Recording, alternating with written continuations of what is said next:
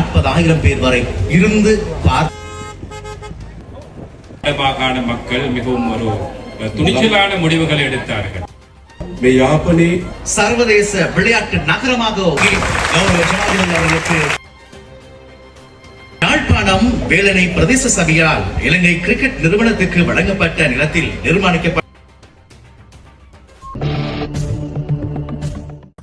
அனைவருக்கும் வணக்கம். யாழ்ப்பாணத்தில் நிற்கிறோம். யாழ்ப்பாணத்திலும் குறிப்பாக மண்டதீவு பகுதியில் நிற்கிறோம். என்ன விஷயம் இன்றைக்கு நீங்கள் வந்தாங்கண்டா, ஜனாதிபதி அனுரகுமார் திசாநாயகா இப்போ யாழ்ப்பாணத்துக்கு வந்திருக்கிறார். இன்றைக்கு காலையில் மயிலட்டி துறைமுகத்துக்கு போனவர். இரண்டாவதாக இன்றைக்கு பாஸ்போர்ட் ஆஃபீஸ் திறந்து வைக்க, புதிதாக கடவுச்சீட்டு நிலையம் யாழ்ப்பாணத்தில் திறந்து வைக்கப்பட்டது. இனி பாஸ்போர்ட் இல்லாமல் யாழ்ப்பாணத்தில் எடுக்கக்கூடியமாக இருக்கும்.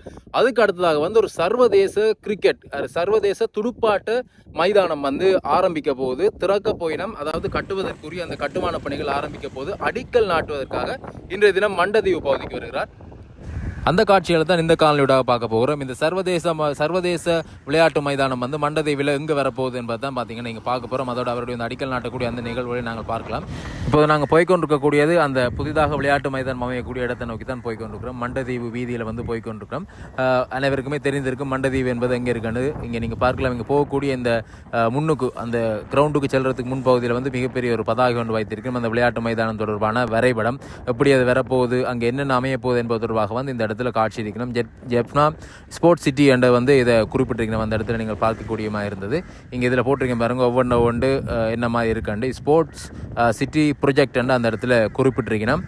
இப்போ இதில் இருக்கிற மாதிரி தான் அந்த மைதானம் அந்த இடத்துல அமைய போகுது. மிகப்பெரிய அளவிலான ஒரு மைதானம். அதோட மைதானம் என்பதை தாண்டி மிக நிறைந்த அந்த இடத்துல நாங்கள் விஷயங்களை பார்க்கக்கூடியமாக இருக்கும். தொடர்ந்து நாங்கள் இங்கே ஜனாதிபதியினுடைய அந்த உரையில் அல்லது அங்கே இருக்கக்கூடியவர்கள் பேசுகின்ற பொழுது அந்த மொழியாக்கம் செய்து சொல்லும் பொழுது நாங்கள் விளங்கிக் கொள்ளக்கூடியமாக இருக்கும் என்னென்ன விஷயங்கள் இந்த இடத்துல அமைய போகுதுண்டு. அங்கே நீங்கள் பார்க்கலாம், ஏற்பாடுகள் இடம்பெற்றிருக்கின்றது. அந்த இடத்துல கொடிகள் பறக்க விடப்பட்டிருந்தன. ஸ்ரீலங்கா கிரிக்கெட் அவர்களுடைய அந்த கொடிகள், மற்றது இலங்கையினுடைய தேசிய கொடி இந்த இடத்துல பறக்க விடப்பட்டிருக்கின்றன. மிகவும் ஒரு பிரம்மாண்டமாகத்தான் இந்த நிகழ்வு இந்த இடத்துல ஏற்பாடு செய்திருக்கணும். ஏனென்றால் இது ஒரு சர்வதேச விளையாட்டு மைதானமாக அமைய போகுது.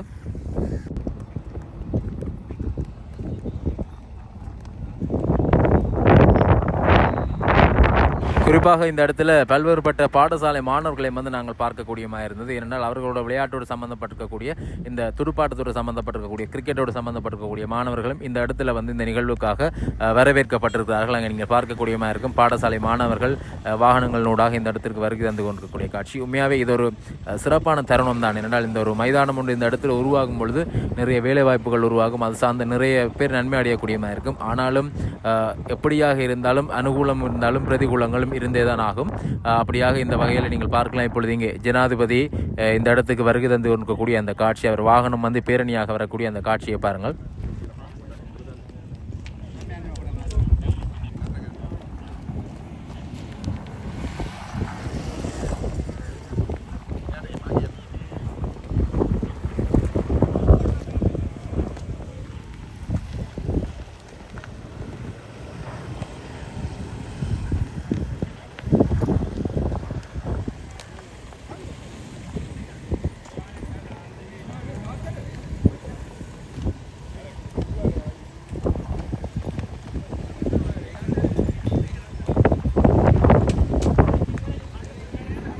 அதனைத் தொடர்ந்து அங்கே மாணவர்களால் ஜனாதிபதிக்கு ஒரு வரவேற்பு கொடுக்கப்படுகிறது. நீங்கள் அங்கே பார்க்கக்கூடியமாக இருக்கும் துடுப்பாட்ட மட்டைகளை உயர்த்தி பிடித்து ஜனாதிபதியை அந்த இடத்தால் உள்ளுக்கு வரவேற்று செல்கிறார்கள். அந்த இடத்திலே தான் அங்கே ஒரு பதாகை தெரிகின்றது. அந்த இடத்திலே தான் பார்த்தீங்கன்னா இந்த நாளுக்குரிய அந்த அடிக்கல் நாட்டப்பட போகின்றது.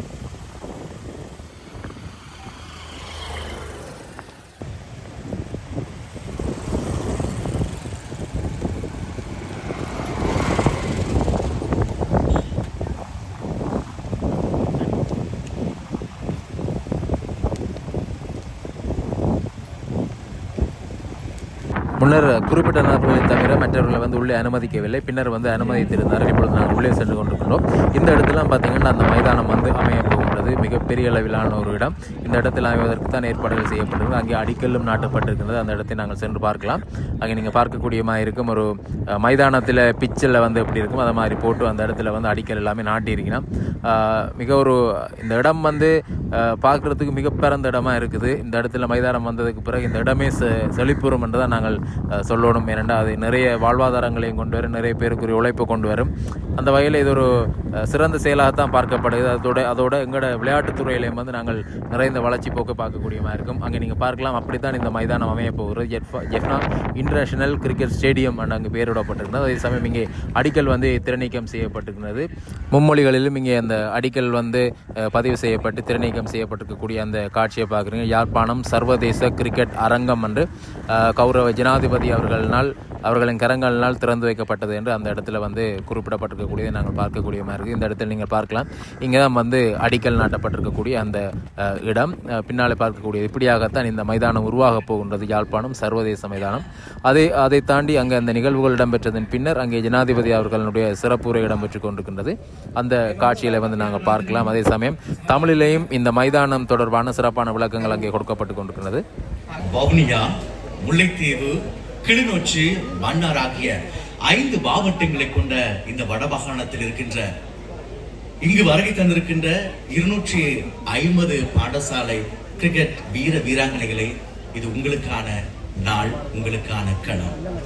இந்த வடமாகாணத்திலே எதிர்வருகின்ற காலத்திலே சர்வதேச அளவிலே வீராங்கனைகளை உருவாக்குகின்ற இந்த மாபெரும் செயற்பாடு இன்றைய தினம் கௌரவ ஜனாதிபதி அவர்களினால் இன்று அடித்தளம் இடப்பட்டது. இன்று தினம் அடிக்கல் நாட்டப்பட்ட சர்வதேச கிரிக்கெட் விளையாட்டு அரங்கின் நிர்மாண பணிகள் நிறைவடையும் வரை அதன் முழு செலவினத்தையும் இலங்கை கிரிக்கெட் சபை மேற்கொள்ளும். அத்தோடு இந்த 138 ஏக்கர் உள்ள இந்த மண்ணைத்தீவு பகுதியானது விளையாட்டு நகரமாக உருவாக்கப்படும். இந்த 48 ஏக்கரில் உருவாக்கப்படவிருக்கின்ற சர்வதேச விளையாட்டு அரங்கில் 10 பிட்ச்கள், விளையாட்டு தளங்கள் உருவாக்கப்பட்டு 80 மீட்டர் வரையான அந்த எல்லைக்கோட்டுக்கான ஒரு விளையாட்டு தளமாக இது உருவாக்கப்படவிருக்கின்றது. ஆகவே 40,000 பேர் வரை இருந்து பார்த்து ரசிக்கக்கூடிய சர்வதேச கிரிக்கெட் விளையாட்டரங்கு உருவாகி இருக்கின்ற இந்த தருணத்துக்கு நாங்கள் மிகப்பெரிய ஒரு பலமான கரகோஷத்தை வழங்கி கௌரவ ஜனாதிபதி அவர்களுக்கு என் மக்கள் சார்பாகவும் மண்ணின் சார்பாகவும் நாங்கள் இந்த வழியிலே நன்றிகளை தெரிவித்துக் கொள்வோம்.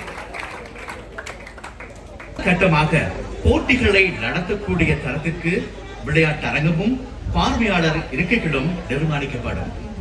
2ஆம் கட்டத்தில் முக்கிய பார்வையாளர் மண்டபமும் ஊடக அறையும் கட்டப்படவிருக்கின்றன.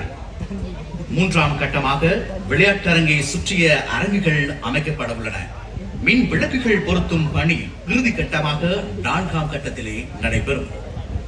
யாழ்ப்பாணம் வேலனை பிரதேச சபையால் இலங்கை கிரிக்கெட் நிறுவனத்துக்கு வழங்கப்பட்ட நிலத்தில் நிர்மாணிக்கப்பட உள்ள இந்த சர்வதேச கிரிக்கெட் விளையாட்டு அரங்கில் சுமார் 40,000 பார்வையாளர்கள் நேரடியாக போட்டிகளை பார்க்கக்கூடிய வகையிலே இது அமைக்கப்படவிருக்கின்றது. யாழ்ப்பாணத்தில் நிர்மாணிக்கப்படும் சர்வதேச கிரிக்கெட் விளையாட்டு அரங்கமானது சர்வதேச அளவிலான பகல் இரவு போட்டிகளை நடத்தக்கூடிய வசதிகளுடன் இலங்கையில் நிர்மாணிக்கப்படும் 5வது மைதானமாக இது சர்வதேச ரீதியிலே அமைக்கப்படுகின்ற இலங்கையின் 5வது விளையாட்டு அரங்காகவும், மேலும் இந்த மைதானமானது சர்வதேச போட்டிகளை நடத்தக்கூடிய 7வது கிரிக்கெட் மைதானமாகவும் இது வரலாற்றிலே பதிவு செய்யப்படும் என்பதை நாங்கள் மகிழ்ச்சியோடு தருணத்தில் நினைவுபடுத்துகின்றோம். இந்த வரலாற்று சிறப்புமிக்க முயற்சியானது வடக்கு மாகாணத்தில் கிரிக்கெட் விளையாட்டின் அடிப்படை வசதிகளை மேம்படுத்துவதில் முக்கியமான அம்சமாக அமைகின்றது.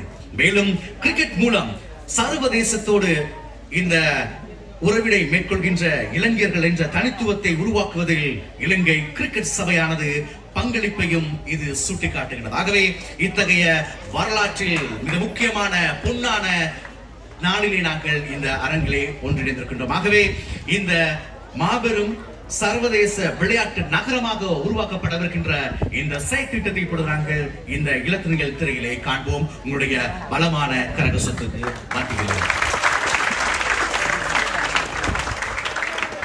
ජනවතුමනි මේ රටේ ක්‍රිකට් ක්‍රීඩාව පිළිබඳව අපි මෙතන කතා කළා.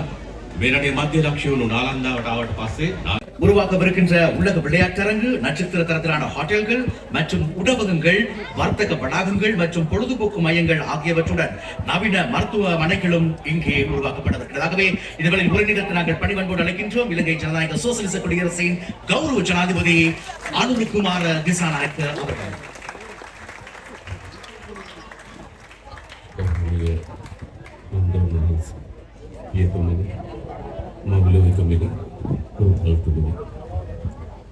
क्रीडा माध्यतुमा दीवर माध्यतुमा क्रीडा नियोज्य माध्यतुमा महाजन माध्यतुमा इवागेम श्रीलंका क्रिकेट आयोजन सभापति उल्लदारी मंडल नियोजन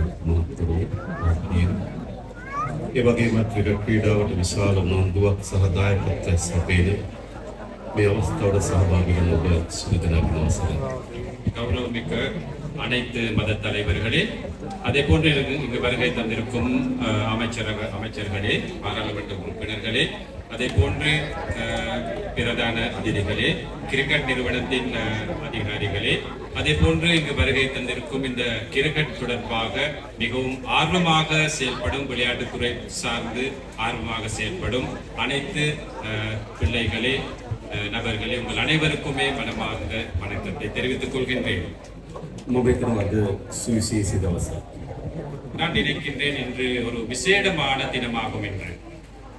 අපේ රටේ ක්‍රීඩාවන් විශාල ප්‍රමාණයක් තිබුණා.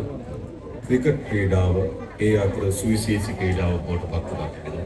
நமது நாட்டிலே பல்வேறு விளையாட்டுகள் காணப்பட்டாலும் கிரிக்கெட் என்பது அதிலே ஒரு பிரதான விசேடமான விளையாட்டாக விளங்குகின்றது. පසුගිය දශක කිහිපයක් පුරාවට ශ්‍රී ලංකාව පිළිබඳ ජාත්‍යන්තරයට ඇති කරන ලද ප්‍රවෘත්ති යහපත් ප්‍රවෘත්ති නෙවෙයි. கடந்த காலங்களில் பல தசாப்தங்களாக இலங்கை சார்பாக அல்லது இலங்கை தொடர்பாக சர்வதேச மட்டத்திலே வந்த செய்திகள் நல்ல செய்திகளாக அமையவில்லை.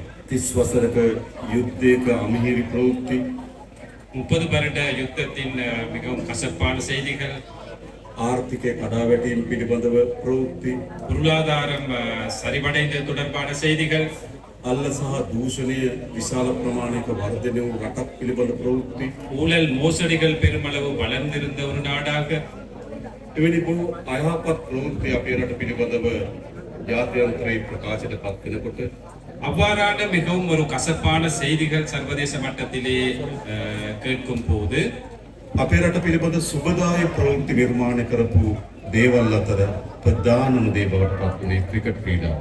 எமது நாடு தொடர்பான நல்ல செய்திகளாக அமைந்தது இந்த கிரிக்கெட் தொடர்பான செய்திகளாகவே இருந்தது. ඒ නිසා මේ ක්‍රිකට් ක්‍රීඩාව වැදගත්.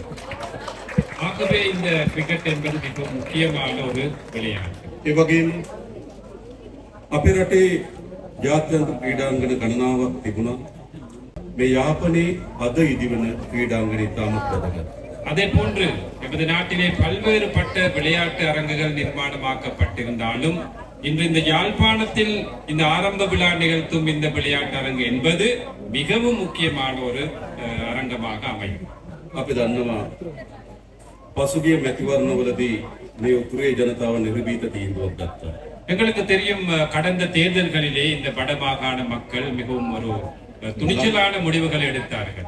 ලංකාවේ පළමු වතාවට ජාතික ආණ්ඩුවක් කෙරෙහි යාපනයේ ජනතාව විශ්වාසය දක්වනවා. வரலாற்றில் முதற் தடவையாக ஒரு தேசிய கட்சி தொடர்பாக தேசிய அரசாங்கத்தை உருவாக்க வேண்டும் என்று இந்த வடமாகாண மக்கள் வாக்களித்தார்கள். බෙදිලා හිටපු ජාතියක්, பிரிந்து இருந்த ஒரு இனம், தேசியம், එකිනෙකා සැකයෙන් අවිශ්වාසයෙන් තිබුණු රාජ්‍යයක්, ஒவ்வொருத்தர் சந்தேகத்தின் பேரில் பார்த்து கொண்டு இருந்த ஒரு ராஜ்யம், ඉතාමත් අමානුෂික ගැටුම් වලින් සමන්විත වූ රාජ්‍යයක්, மிகவும் மனிதாபிமானமற்ற முருகல் நிலைகள் இருந்த காணப்பட்ட ஒரு அரசு நாடு පළමු වතාවට ජනතාව මැතිවරණයේදී එක තීන්දුවක් ගත්තා.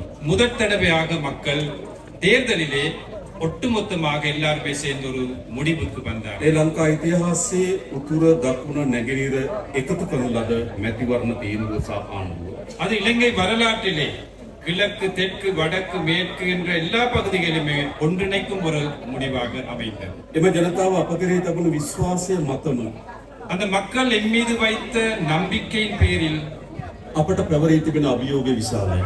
எமக்கு இருக்கும் பொறுப்பு, சவால்கள் மிகப்பெரியதாகும். ඔවුන් පියවරක් අප වෙත තබා තිබෙනවා. දහස් ගණන් පියවරක් යාම අරමුණින්. அவர்கள் ஒரு அடியை எம்மை நம்பி வைத்திருக்கின்றார்கள், பல ஆயிரம் அடிகள் பயணிப்பதற்கான அந்த நம்பிக்கையோடு. ඔවුන් අපේ අත්වල් බැඳගෙන ඉන්නවා තවත් දිගු කාලයක් අත්මවරණ තියෙකි අදහසින්.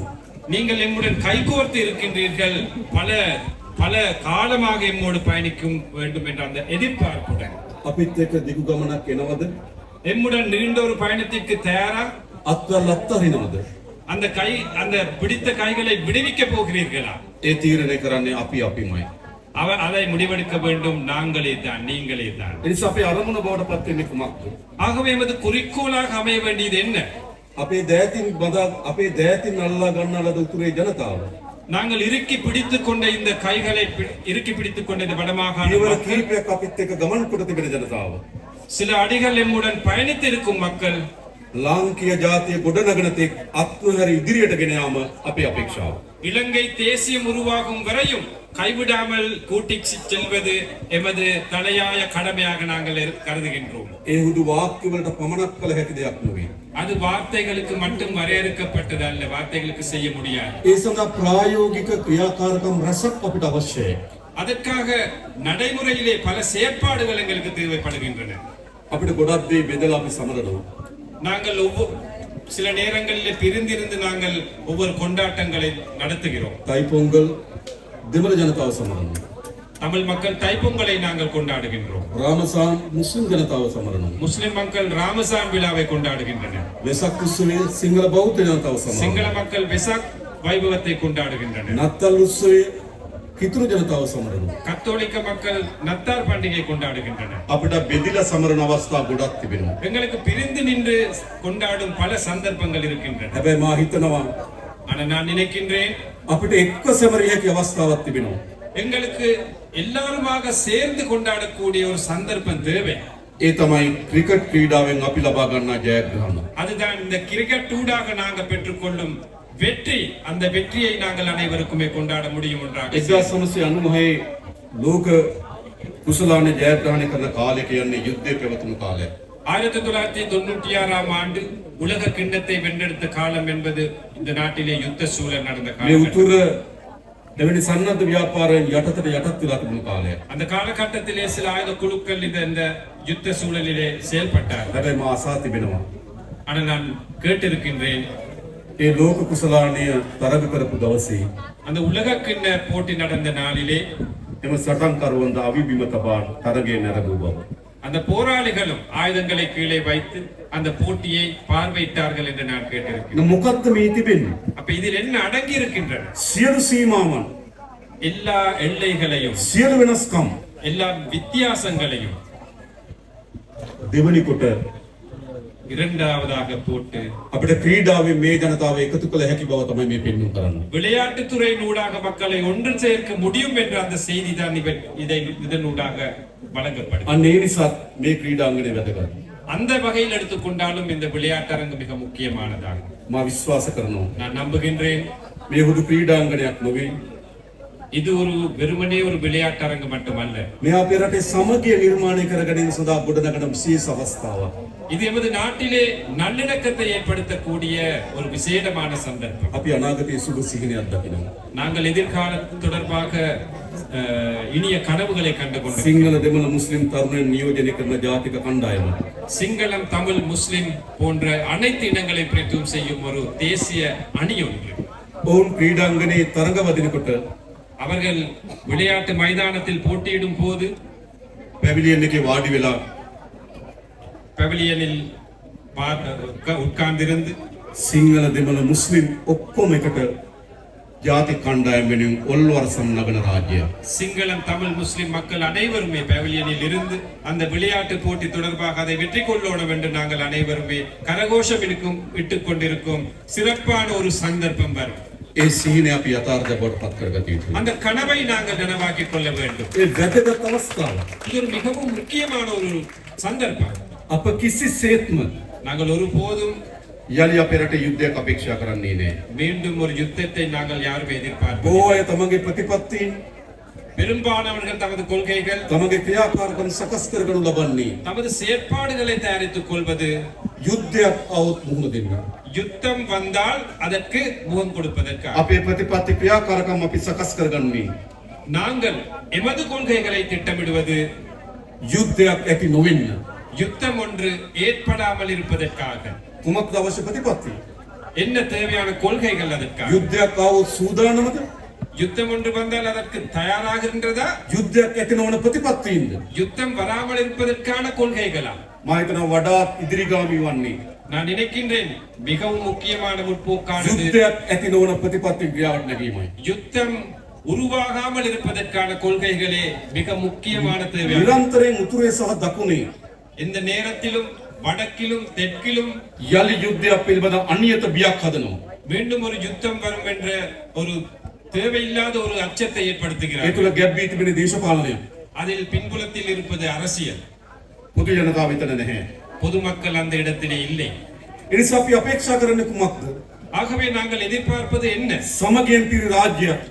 அமைதியான நல்லிணக்கமான ஒரு සිංහල දෙමළ මුස්ලිම් අපි ඔක්කොම එකට சிங்களம் தமிழ் முஸ்லிம் நாங்கள் அனைவருமே සහෝදරත්වයෙන් ජීවත් වෙන රාජ්‍යයක්. சகோதரர்களாக நல்லிணக்கத்துடன் வாழும் ஒரு ඒ நாடு. ස්ථා හොඳ අඩිතාලම அதற்கான மிகவும் ஒரு சிறப்பான ஒரு அடி எடுத்து මේ வைத்திருக்கிறோம். ක්‍රිකට් ක්‍රීඩාංගණය වගේම இந்த கிரிக்கெட் போட்டியை போன்றே ඒ කේන්ද්‍ර කරගෙන ගොඩනැගෙන ක්‍රීඩා නගරයේ වැදගත්කම කුසලාවේ. அதை மையமாக வைத்து உருவாகும் இந்த விளையாட்டு நகரம் அதற்கு முக்கியமான සභාපතිතුමා සහ ඒ නිලධාරි මණ්ඩලය මා හමු තිබෙන එක අවස්ථාවේ නිල වශයෙන්. தலைவர் உள்ளிட்ட அந்த அதிகாரிகள் என்னை சந்திச்ச நேரத்திலே ඒ අවස්ථාවේදී මා කිව්ව ඔබ මේ පටන් ගන්න. நான் கூறினேன், இதை ஆரம்பித்து வையுங்கள். ඔබට අවශ්‍ය වෙන සහායකමක්ද අපි ලබා දෙන්න. அதற்கு தேவையான எந்த தேவையாக இருந்தாலும் அதை நான் நிவர்த்தி செய்து අපිට கொடுக்கிறேன். එක්සත් වුවමනාවක් තිබෙනවා. எங்களுக்கு இதை செய்வதற்கான தேவை මේ இருக்கின்றது. රට යලි ජාතිවාදයේ ගිනි දැල් වලට තල්ලු නොකර ඉන්න. இந்த நாட்டை மீண்டும் இனவாத தீப்பொறியில் தள்ளாமல் இருப்பதற்கு ඒ සඳහා විශාල පිටුවහලක් මෙම ක්‍රීඩා සංකීර්ණයේ. அதற்காக இந்த விளையாட்டு அரங்கு என்பது மிக ஒரு நல்ல செயற்பாடையாக. ඒ ප්‍රබලක් නොවේ. அது மட்டுமல்ல, අද ක්‍රීඩාවත් එක්ක විශාල ආර්ථිකයක් ගොඩනගෙනවා. இந்த விளையாட்டுடன் பெரிய ஒரு பொருளாதாரம் தொடர்பு கொண்டிருக்கின்றது. ඒක විදියක් ක්‍රීඩාව යන තරගයක් පමණයි. ஆகவே விளையாட்டு என்பது ஒரு போட்டி மட்டும்தான். අද சில ක්‍රීඩාව යන විශාල ආර්ථික විභවතාවයක්. இன்று விளையாட்டுத்துறை என்பது பெரிய ஒரு பொருளாதாரத்தோட இணைஞ்சு பிணைந்திருக்கின்றது. භාණ්ඩාගාරතුමා සිය කතාවේදී පෙන්වා දුන්නා. திரைசேரி தொடர்பாக ஆற்றும் முறையிலே நான் රුපියල් சுட்டிக்காட்டினேன். බිලියන 100ක ආර්ථිකයක් කරා උන් ගමන් කරන්න සූදානම් බව. 100 பில்லியன் ரூபாய் வரை பொருளாதாரத்தில் மேம்பாட்டுக்கு அது கொண்டு போக தயார். விளையாட்டு. ඉතාමත් වැදගත් අපේ රටේ ආර්ථිකයේදී. இது மிக முக்கியமானது இந்த நாட்டு பொருளாதாரத்தை எடுத்துக்கொண்டார். ඒ නිසා ඒ පැත්තෙනුත් අපි මේ ක්‍රීඩාව සඳහා සහාය දෙන්න සූදානම්. ஆகவே அந்த பக்கத்திலும் நாங்கள் இந்த விளையாட்டுத் துறைக்கு ஆதரவு வழங்க தயாராக இருக்கின்றோம்.